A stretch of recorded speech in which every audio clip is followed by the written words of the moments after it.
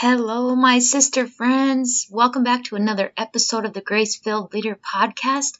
I'm so excited for you to hear today's show. We have a very, very special guest with us, Beatriz Vargas, the host of the Grace-Fueled Wife Podcast, is with us.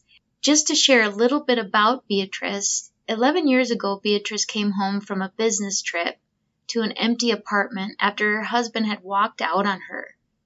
Devastated and determined, Beatriz went on a journey to understand what went wrong in her marriage and to figure out what was in her power to fix. Through that journey and her fierce faith, Beatriz reunited with her husband, where they now enjoy a deeply connected marriage and a joyful life with their 2 children in New York City. Today, Beatriz is helping thousands of women do the same, hopefully before they come home to an empty apartment. She is a globally recognized Christian marriage coach, an international speaker, and host of Grace-Fueled Wife Podcast, which is ranked in the top 1.5% globally. She has a BS in Business Management, a certification in Prepare-Enrich, and will soon have a master's in Marriage and Family Therapy. With 15 plus years of experience coaching families across the globe, she helps Christian wives overcome miscommunication to experience greater connection in marriage by implementing her grace-fueled marriage method. So without further ado, let's get into part 1 of my conversation with Beatriz. Welcome to the Grace-Filled Leader Podcast. Do you want better work-life balance? Do you get stuck in patterns of perfectionism and people-pleasing? Have you always been an overachiever but never really feel good enough, no matter how much outward success you achieve? Do you want more time for the things that matter most? Hi, I'm Tanya, a wife, mom, leader, certified Christian life coach, and Jesus lover. For most of my life, I tried to find worthiness through achievement. But no matter how hard I worked or how much I achieved, I never felt like I was enough. I was left burned out, empty, and exhausted. I had no time or energy for myself or my family. I needed balance. I needed peace. My life changed when I finally started to live like an unconditionally loved daughter of the King, saved by grace. This faith-led podcast will teach you time management, self-care routines, and practical leadership strategies to help you navigate life and leadership. If you're ready to become fueled by grace and free from people-pleasing, if you're ready to multiply your time and impact as a Christian woman in leadership, this podcast is for you. Unbutton your blazers and roll up your sleeves, sister friends. It's time to get after it. Beatriz, welcome to the Grace-Filled Leader Podcast. I'm so excited to have you on the show. I'm so excited to be here. Thank you so much, Tanya, for having me. For our listeners that aren't maybe familiar with you, can you tell them a little bit about who you are and who you serve? Yes, sure. So my name is Beatriz Vargas. I am the host of the Grace-Fueled Wife Podcast. I am a wife and a mom of 2, and also a full-time student for marriage and family therapy. So I've got like all the things going on. But through my podcast, The Grace-Fueled Wife, I help Christian women who are struggling in their marriages. Basically, I'd like to say I help them stop fighting with their husbands and communicate clearly, because a lot of what goes wrong in our marriages is communication. But in my personal marriage story, my husband and I were separated for about 9 months. And at the time, I had no resources for me. I had nowhere to go, right? This was, maybe it was 10 years ago. Podcasts were just starting to come out. There was maybe a few books. So it was basically me, my Bible, and like 3 books. And it was like, how am I going to fight for my marriage? How am I going to try to save my marriage when my husband's not interested? He's out the door. He's left me. And here I am by myself. And it wasn't any sort of abusive situation or infidelity, anything like that. It was more, he was desperately crying for help in terms of what was going wrong in our marriage. And then Mhm. everybody around me was like, oh, well, what's wrong with him? He's stupid. He's this, he's that. How could he leave you? Right. So where does that leave the woman who's trying to fight for her marriage? I felt like I had no support and no one to talk to and no one to just like walk that path, who wasn't going to judge my husband, who wasn't going to judge me, and who's going to really help me through. So many years and God moments later, here I am, and I've tried to become that woman for other people who want to hold on to their marriage and they want support, and maybe they need some tactical skills like learning how to communicate better, which is where the marriage and family therapy training comes in.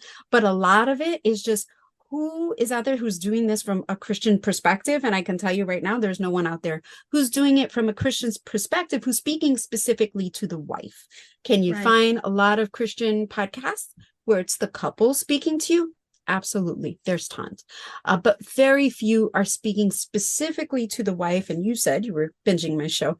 So, 95% of my episodes speak specifically to the wife. I do have a few, where that could relate to the couple in general, but basically, I mean, what happens, right? Our husbands are like, they just don't show, I'm using air quotes because I realize this is audio only, but they don't show the same level of interest we would like for them to show, right? They're not they're not reading the books. They're not doing all the things. They're not rushing out there to do the marriage retreat. Some are, and God bless you, women who are married to them, but most of them don't listen to my show.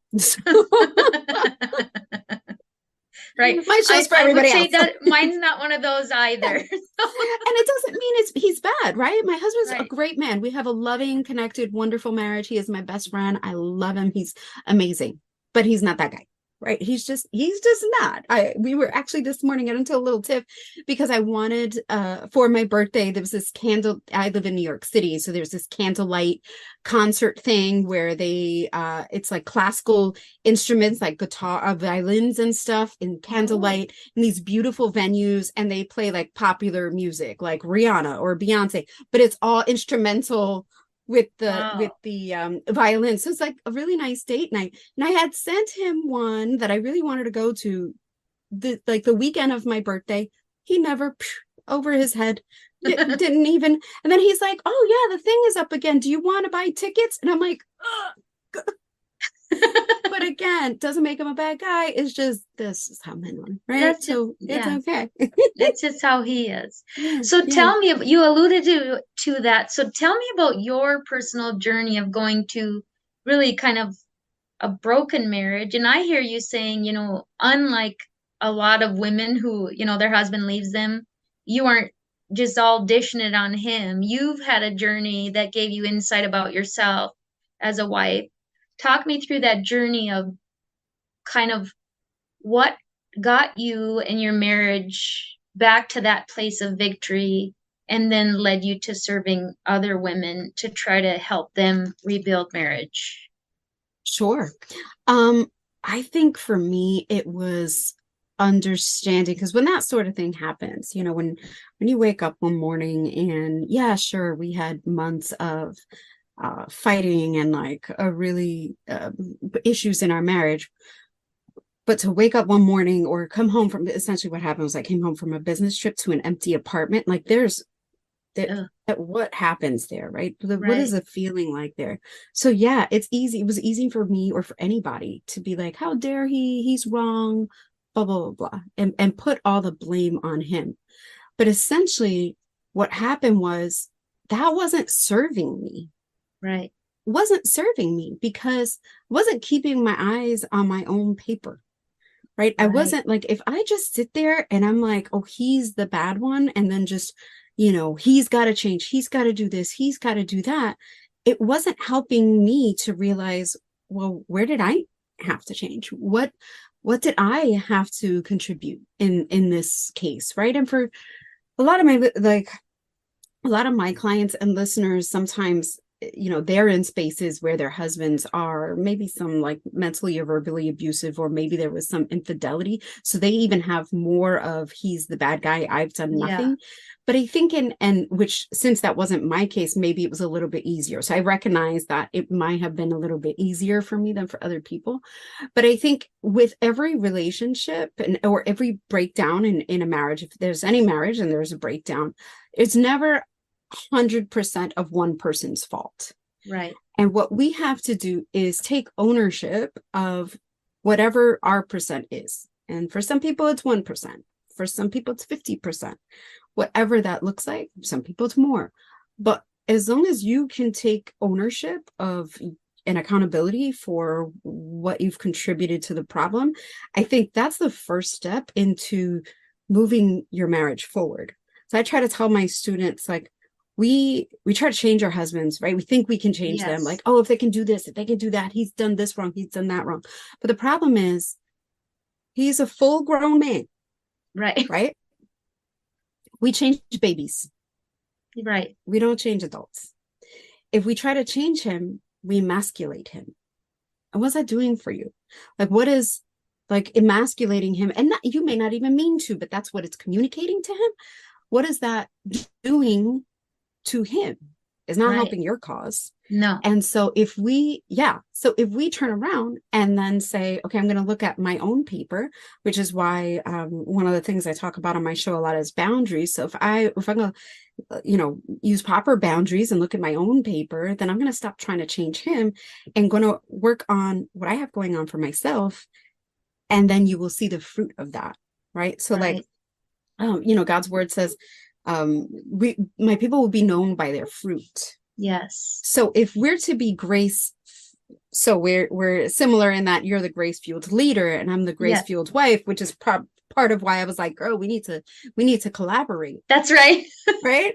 But if we're going to be fueled with grace, this is what I tell my wives, like, I want them personally to be so filled with grace, so fueled. That's why I use the word fueled with grace, that like all the ugly things going on in their heart is just overflowing, right? So if you have a cup and maybe there's a coffee cup and there's black coffee in it, if you continue to pour clean water through that cup, eventually all the black will come out and it will be filled with just clean water.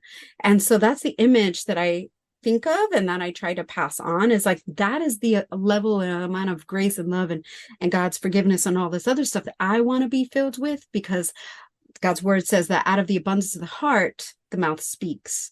So when we're filled with all that grace, all of a sudden that's what comes out. And then you disarm him, right? It's not about manipulating, but you disarm not just your husband, but anybody else around you, right? When there's that saying, like, you get more bees with honey, right? So it's more of like, when that's how you speak, when the flavor of grace colors your words and flavors your words and your actions, that's sweet like honey. All of a sudden, people soften around you. And that's how we change our circumstance. That's how we change the atmosphere around us. That's how we change the temperature in the room, in the home, is that starting there and then letting it overflow. Yes. Yeah. Oh, I love that. That visual is great.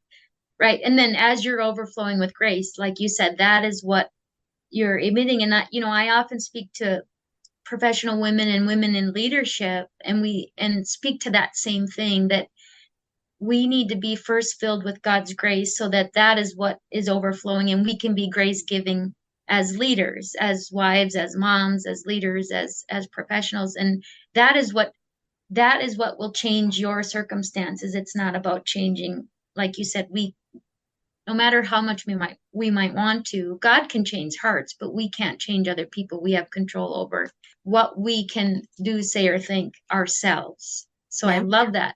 And you mentioned boundaries, and I think that's just a great segue, because on the show, we talk a lot about people pleasing and that approval seeking. And, many of my listeners are very high achievers, and they often get to a place of burnout or feeling almost invisible, either in life, in their marriage, because they've been the yes person and they've given and said yes and struggled to set boundaries to the point that they have nothing left for themselves, their families, their marriage. I hear you speaking to kind of the victory you've had around setting boundaries. And you talk about, I'd like to hear more about the paper. You talk about the paper, about what boundary setting looks like to you, and how do you help that woman who's struggling now to set boundaries without feeling guilty, to do it in a grace-giving, loving way. How I set boundaries in my marriage and how I do it for the rest of the world without feeling guilty is a little bit different. And Okay. I think it was when in my marriage, the first place for me that boundaries became an issue is what I had already talked about, is like understanding, like what's his, keeping what's he got going on over there. That's what you were saying about the paper, keeping my eyes on my own paper. Right. And for me, what was it I could change about me? Mm-hmm. I think for me in my own marriage, keeping boundaries for myself, I had to keep my faith, as that was a boundary, because that was Yes. my relationship with God, was something that I wasn't going to let that get in the way, or let my marriage, let's say, get in the way of that. Because in my story, my husband was an unbeliever, and I had came to the Lord after, and that was one of the reasons why we separated. He was like, I don't Mm-hmm. want some crazy Christian wife. So that part ended up becoming for me a really important piece, where my relationship with the Lord had to be paramount Yes. for everything else, and not to a place where, there's a difference between my relationship with the Lord is everything, but then that also means that now I'm serving in ministry and this and that, and then now I'm saying yes to everything that the church will ask me to do, to the Yes. detriment to my family, because Right. I've done that, right? And Mm-hmm. I've done that and seen the some bad effects on my own family because of it, and their walk in their faith, because that caused them to be resentful of things going on at the church. So you don't want to do that. So I think part of it is understanding, why are we people pleasing? Right. Anybody, right? Why? What is it that you're looking for? And I, had talked about this. So when we understand that I am a daughter of the God Most High, Yes. Amen. I don't need anybody else's validation, Right. appreciation, this, that. I may want it and it may feel good when it comes, but I don't need it. And Right. then understanding, I think the not feeling guilty part, for myself in my own life, I think of my self-care, because I'm a people pleaser. I will say yes to, I'm the oldest of 9. So Mm. my brothers and sisters need something. My mom needs something. My dad needs something. Forget it, my husband needs something. The kids need something. Like, everybody needs something. Everybody's like taking from me, right? Yes. Yes. And what happens when that happens, then I don't have time to go to the gym. I don't have time to do things that make me feel good. All of a sudden now I'm feeling down. And I'm sure your listeners have heard this, but this is one of those things that it's like one of my mantras I remind myself of, is that I cannot pour from an empty cup. Yes. So if I don't take time, if I don't set that personal time for me, and I don't think of it like self-care as like just getting my nails done, it's more of like, what are the things that I really need that make me really feel connected, that make me feel like I can go out there and conquer the world? And for Right. me, one of them is like my morning devotional time or whatever. But if I don't give myself that, because that's a gift, Mhm. then I can't give anybody else, because I'm angry, because I'm irritable, because I can't think straight, because my brain is all over the place, because I'm forgetting appointments, because for all the reasons, which is why they say, like, you put your mask on first. It's the Right. same idea. And that's the part that's the thought that I think of, like, I won't allow myself to feel guilty, because if I'm not around, if I'm not healthy, if I'm not able to do these things, then what? Because it's happened where I'll run myself so ragged, and I suffer from migraines. All of a Mm. sudden I'm out. I have a Yeah. migraine and I'm done, and I'm like laying in bed and it's 6 p.m. and I cannot even look at my family. Right.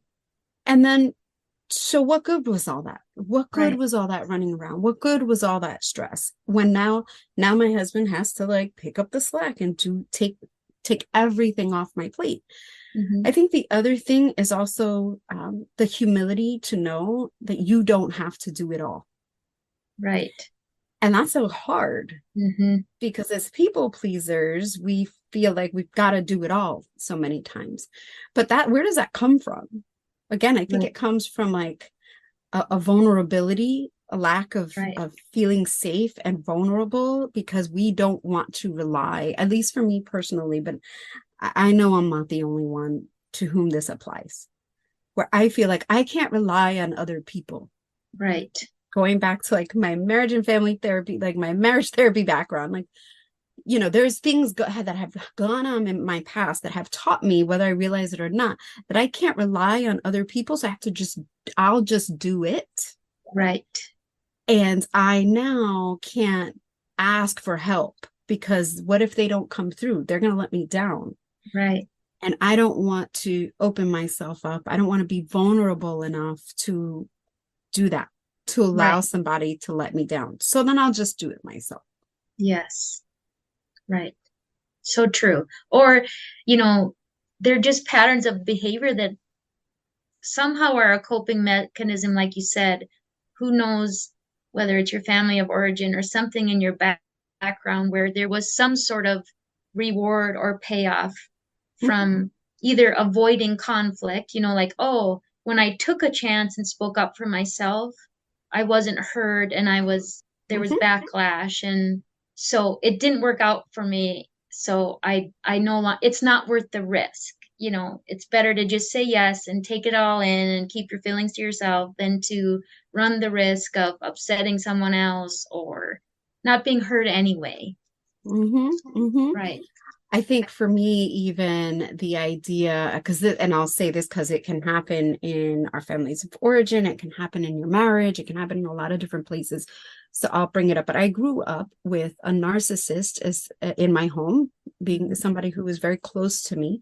And what I learned is that that person would love me. Their love for me was contingent on what I did for them. What it Yes. was like a what have you done for me lately? And so Yes. what it taught me very early on was that uh I was only like worthy of love if I was doing things for that person, which Right. is a very, very hurtful place for a child to be, or even a grown woman to be, right? For anybody to be, is that I'm only loved if I'm doing something for you. And that is the complete opposite of what God's love is. And what it has Yes. caused in me is this difficulty to really wrap my brain around, but how could God possibly love me when I haven't done anything for him?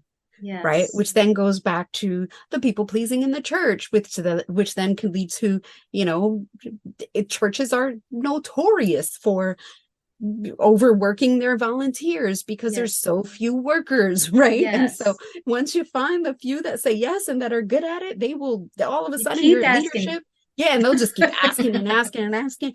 And it's like, and it's all in the name of the kingdom. And like just Right. and all of a sudden you're like, oh my gosh. And so then there becomes an important place where you need to put boundaries there. But I think for at least me personally, but I think it's important for the listener to understand. That's why I had talked about before, where does the people pleasing come from? Mm-hmm. For me it was in my family of origin. For other people it could be all kinds of places, but it was this idea of thinking, because it's not truth, right? And Right. I was listening to one of your episodes where you were talking about like what's the thought, right? Because I'm also a certified Christian coach. So I'm like, oh, yep, I get that model, right? So it's like, what's the thought that's creating this action? And then the thought is, if I do this, they'll love me. Right. Like that's the incorrect thought. Right.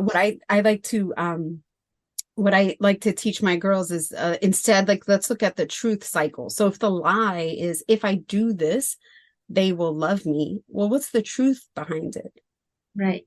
Right? Like, what is the true thought that we can replace? Because it's not actually true.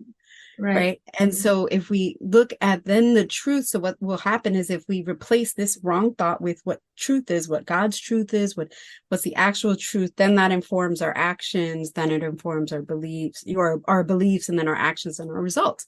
Exactly. And so that's kind of what I was thinking when it came to that. Hey friends, I want you to tune in tomorrow as we continue with part 2 of my conversation with Beatriz. I pray this episode blessed you, spoke to you, or encouraged you in some way. If so, please share it with a friend and head on over to Apple Podcasts to leave me a review. That's the only way for me to know if you're enjoying the show. Nothing blesses me more than to hear from you. Also, come on over to our free Facebook community. This is a great place for us to support one another on our faith and leadership journeys. You can find the link to the group in the show notes or go to gracefilledleader.com/community. If you have questions or content ideas for the show, please send me a message on SpeakPipe or via email. Go to gracefilledleader.com/contact and leave a written or voice recorded message. I would love to know how I can best serve you on the podcast. Now to Him who can do immeasurably more than we can ask or imagine, according to His power that is at work within us. Ephesians 3, verse 20. Until next time, my friends, God bless.